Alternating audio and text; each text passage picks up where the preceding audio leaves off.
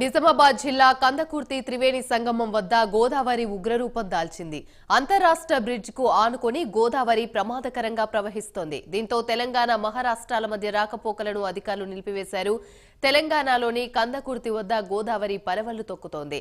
ఇప్పటికే కందకుర్తి వద్ద శివాలయం నీట మునిగింది. అయితే మరో 10 గంటల్లో గోదావరికి వరద ఉధృతి మరింత పెరగనుందని అధికారులు తెలిపారు.